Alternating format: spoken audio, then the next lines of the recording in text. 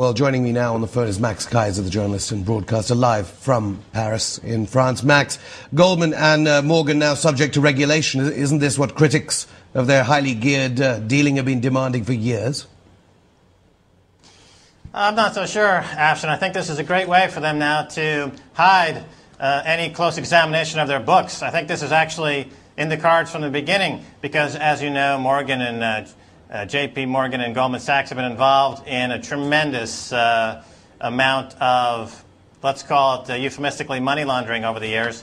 And now by becoming a commercial bank, I believe that this is going to insulate themselves from any real close examination because they're going to be behind the firewall, behind Hank Paulson's firewall. You know, Hank Paulson has effectively hijacked the U.S. financial system. He's no different than the 9/11 hijackers as far as I'm concerned. He's a financial terrorist. And he's taken the U.S. banking system to the edge of the abyss, all for the benefit of the shareholders and his cronies at Goldman and J.P. Morgan. The U.S. taxpayer, the U.S. citizen, unfortunately, is going to get the short end of the stick. But doesn't the new regulatory provision, because they will now be holding companies, mean that we can expect loads of SEC, U.S. Treasury officials all flying around the world to Morgan Stanley and Goldman Sachs' offices, checking all the records, interviewing the staff, checking on probity?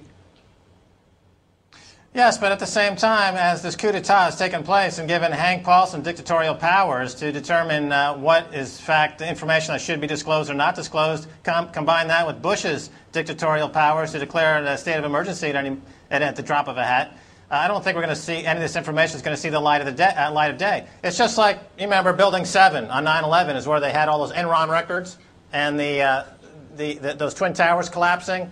Was kind of a cover to keep those records from being examined. You know, these guys will stop at nothing to keep their dirty laundry a secret. So even all the auditing companies, that now these banks will be have to be scrutinized by under federal law. What auditing companies? The ones that have been discredited for the last 10 years and gone out of business, like Arthur Andersen, who's auditing Enron, for example. The auditing companies, the rating agencies, the Treasury Department, the Federal Reserve Bank. This is a criminal syndicate. This should be investigated under RICO. These guys are wholesale thieving of trillions of dollars. The rest of the world, unfortunately or fortunately, will wake up to the fact that they should probably get out of the U.S. dollar because that's the only tether between the rest of the world and this criminal syndicate on Wall Street headed up by Hank Paulson. So once they figure that out, the dollar goes into permanent decline, and the rest of the world will escape this nightmare of U.S. banking. Hank Paulson has become kind of like a Colonel Kurtz character. He's gone insane. Nobody can stop him. They need to send like a Martin Sheen guy up the river to find him and take him out because he's taking the entire U.S. economy into oblivion. At the very least, will they at least have to pay more tax? Because after so many years, people have been saying the Goldman partners, when it was a partnership, they paid very little tax. Are they going to be extradited from some low-tax country with a non-extradition agreement? They're not going to stick around in the U.S. when the Americans are going to have their pitchforks ready to go in and take back their country. They're not going to stick around for that. That's for somebody else to do. Will the poor of America now be able to open current accounts? Grandmothers with, $10 to spare at Goldman Sachs branch. Afshin, I don't think you're getting the full picture here. In order to bail out these crooks, the Treasury and the Federal Reserve will flood the economy with trillions of dollars, which will take the value of the dollar down to zero. Sure, you can open an account at Goldman Sachs with your $100 retirement fund. Unfortunately, that $100 won't buy you won't buy you toilet paper. Toilet paper is going to be, this is more valuable than the U.S. dollar in a few weeks' time. $100 a sheet. This is $100. I can make dollars right here all I want. Here's $1,000. Here's $5,000. Here's $1 million.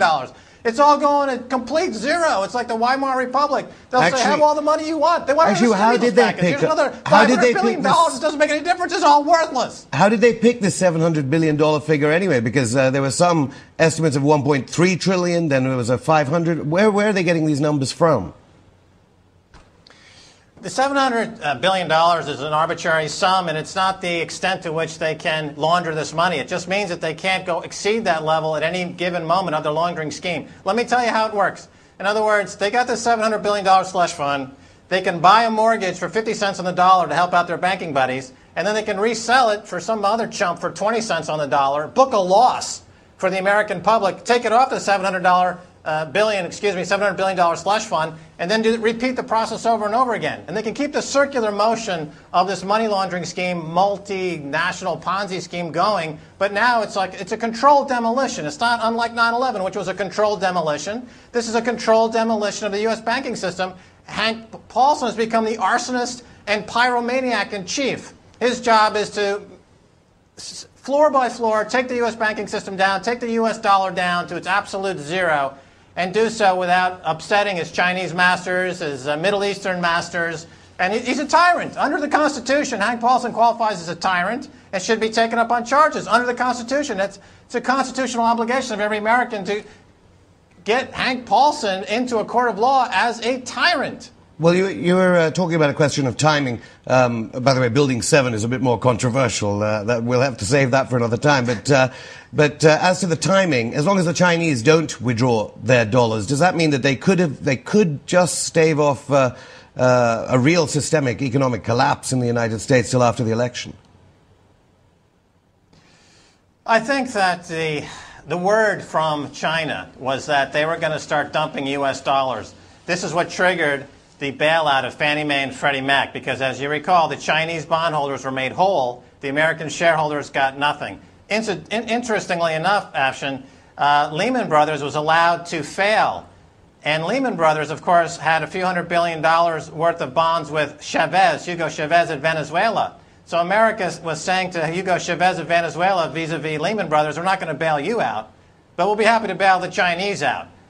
Of course, the U.S. shareholders get nothing. As long as they keep consuming, that's their only job in their country, is to consume themselves until they can't consume anymore. And of course, that's why the Republicans are against abortion, is because they don't want to do away with any more consumers. They need those consumers to keep eating donuts and liquor and gambling. This is what keeps the GOP going. So they're against abortion because, of course, they need more consumers to keep their coffers filled with more drug addicts, drunks, and gamblers.